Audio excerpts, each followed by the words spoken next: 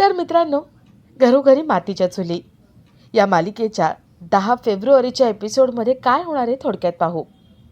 तर मालिकेच्या 10 फेब्रुवारीच्या एपिसोडमध्ये ऋषिकेशवर बहिष्कार टाकला जातो. ऋषिकेश घरी येतो आणि सारंगला म्हणतो, सारंग, जानकीला कळता कामा नये की माझ्यावर बहिष्कार टाकण्यात आलाय. जानकीने ऐश्वर्यावर गोळी झाडली आहे आणि त्यामुळे समितीने माझ्यावर बहिष्कार टाकलाय. ही गोष्ट काहीही झाली तरी जानकीला कळता कामा नये. जानकीने सगळं चोरून बघितलेलं असतं. तिला खूप वाईट वाटतं. जानकी विचार करत असते की ऋषिकेशसाठी काय करता येईल. तेवढ्यात तिला मास्कमॅनचा फोन येतो. मास्कमॅन म्हणतो, जानकी, तू आता लवकरात लवकर मकरंदकडे निघून यायचेस आणि जर तसं तू आली नाहीस तर ऋषिकेशच्या जगण्याचा हक्कसुद्धा निघून जाईल. आता निर्णय तुझा आहे. मकरंद की ऋषिकेश, तू ठरव. जानकीला एकच ऑप्शन दिसतो. ऋषिकेशला जिवंत ठेवायचं असेल तर मकरंदकडे जायचं. आता जानकी मकरंदकडे कशी जाते, त्याच्यासोबत लग्न करते का, हे बघणंही तेवढंच इंटरेस्टिंग असेल. तर या सगळ्याची सुरुवात कशी होते ते थोडक्यात पाहू. तर मालिकेत आपल्याला असं बघायला मिळतंय की जानकीला मायासाठी खूप वाईट वाटतं. जानकी ऋषिकेशकडे आपलं मन मोकळं करते. जानकी म्हणते, ऋषिकेश, मायाचे आई वडील गेले. आता या जगात तिचं कोणीच नाही आहे. ती एकटी पडली आहे. मला असं वाटतं की तिला आपल्या घरात कायमचं राहू द्यायला हवं. तिला जुनं सगळं विसरायला लावायला हवं आणि आपण तिच्यासोबत नवीन नातं निर्माण करायला हवं.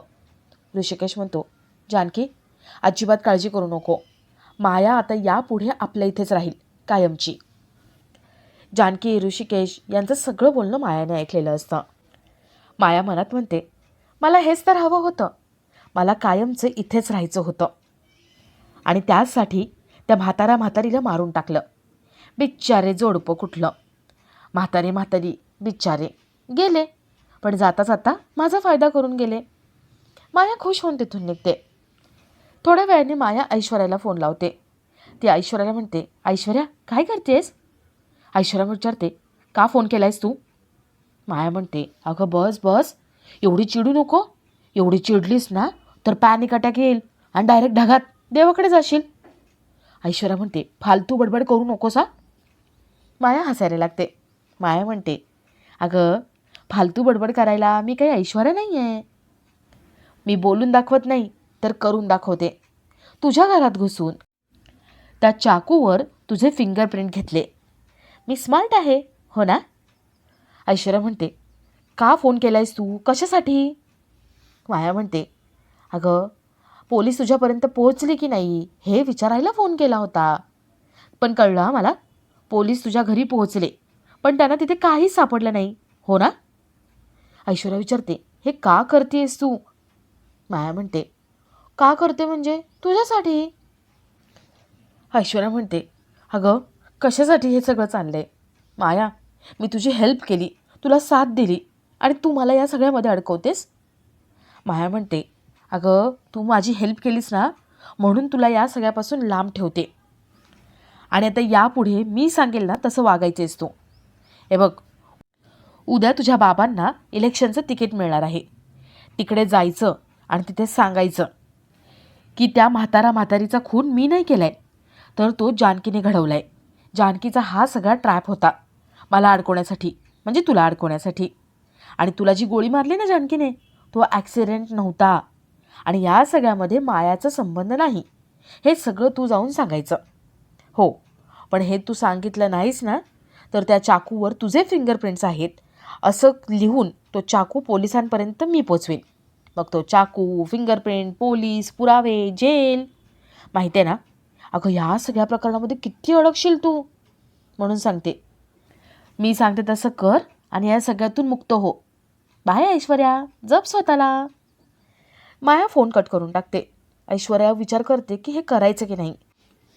तर रात्री माया घरात येते आणि जानकीसमोर उभं राहून रडायची नाटकं करते. जानकीची सिंपती मिळवण्याचा प्रयत्न करते. तिचे आई वडील गेलेत मायाचे, त्यामुळे तिला किती वाईट वाटतंय, ती एकटी पडली आहे हे दाखवण्याचा प्रयत्न करते. आणि जानकी पण मायावर मूर्खासारखा विश्वास ठेवून तिला धीर देते. अवंतिका हे सगळं बघत असते. अवंतिकाला डाऊट आलेला असतो की यामागे मायाचाच हात आहे. माया निघून जाते आणि अवंतिका जानकीला म्हणते, अहो वहिनी, तुम्हाला प्रश्न पडत नाही आहेत का? मला तर खूप प्रश्न पडत आहेत. मायाचे आई वडील ऐश्वर्याच्या ताब्यात होते आणि माया ऐश्वर्याला सगळी इन्फॉर्मेशन देत होती.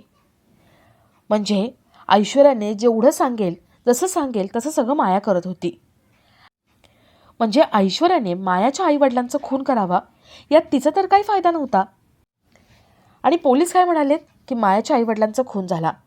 पण जेव्हा मायाच्या आईवडिलांचा खून झाला त्यावेळेस ऐश्वर्या बेशुद्ध होती. आणि त्या ऐश्वर्याला चांगलंच माहिती आहे, एखाद्या माणसाला किडनॅप करून ठेवलं तर 7 वर्षांची शिक्षा होते, पण खून केला तर जन्मठेप. ऐश्वर्या अशी चूक करणार नाही, ती खून वगैरे कुणाचं करणारच नाही. आणि जेव्हा मायाच्या आईवडिलांचा खून झाला ना त्यावेळेस ऐश्वर्या बेशुद्ध होती. तिचे बाबा, त्यांची ती सगळी माणसं तिथेच होती. हे सगळं करणं ते शक्यच नाही आहे. जानकी विचारते, म्हणजे हे दुसऱ्या कोणीतरी केलं का? अवंतिका म्हणते, हो, हे दुसऱ्या कोणीतरी केले, म्हणजे मास्कमॅनने केलं असेल. जानकीला सुद्धा अवंतिकाचं बोलणं पटतं. तर रात्री सयाजी ऐश्वर्याकडे येतो आणि ऐश्वर्या मायाचा कॉल आला होता, तिने जी धमकी दिली ती सगळं सांगते. ऐश्वर्या म्हणते, डॅडा, एकदा का त्या मायाचं मी ऐकलं ना की ती पुन्हा मला कशात तरी अडकवेल, सारखी ब्लॅकमेल करेल. मला हे ऐकायचं नाही आहे तिचं. मला तर वाटतं ना जानकीला सगळं खरं सांगून टाकावं आणि जानकीला साथ द्यावी. सयाजी म्हणतो, नाही आयशू, असं काहीही करायचं नाही आहेस तू. आपण आजचं मरून उद्यावर ढकलू. मी तर म्हणतो ना तिला सांगून टाक, मी तुझं काम करायला तयार आहे. फक्त तू मला तो चाकू आणि सगळे पुरावे माझ्या हातात आणून दे. त्यानंतर ते पुरावे नष्ट करू आणि मायाचं पण काही ऐकायचं नाही. ऐश्वर्या ठीक आहे म्हणते आणि सयाजी म्हणतो तसं करायला तयार होते. तर इथे अवंतिका रूममध्ये येते. अवंतिका, सौमित्र सगळे डॉट सगळे पॉईंट जोडण्याचा प्रयत्न करतात. अवंतिकाने एका बोर्डवर सगळं लिहिलेलं असतं.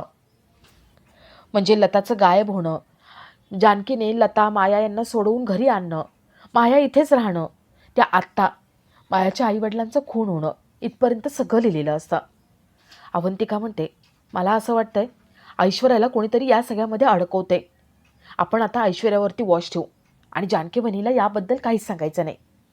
सौमित्र, अवंतिका हे प्लॅन करून रेडी असतात. तर इथे माया सारंगला घेऊन पोलीस चौकीत येते आणि ती पोलिसांना रिक्वेस्ट करते की माझ्या आई वडिलांची डेड बॉडी अंत्यविधीसाठी माझ्याकडे द्या. पण पोलीस ते अजून तपास पूर्ण व्हायचा आहे म्हणून ती डेड बॉडी द्यायला तयार नसतात. माया सारंगला मिठी मारून खूप रडायची नाटकं करते आणि सारंग मूर्खासारखा तिच्यावर विश्वास ठेवतो आणि तिला आधार द्यायचा ठरवतो, तिचा आधार मानायचा ठरवतो. आणि आपला आजचा हा भाग इथेच संपतो.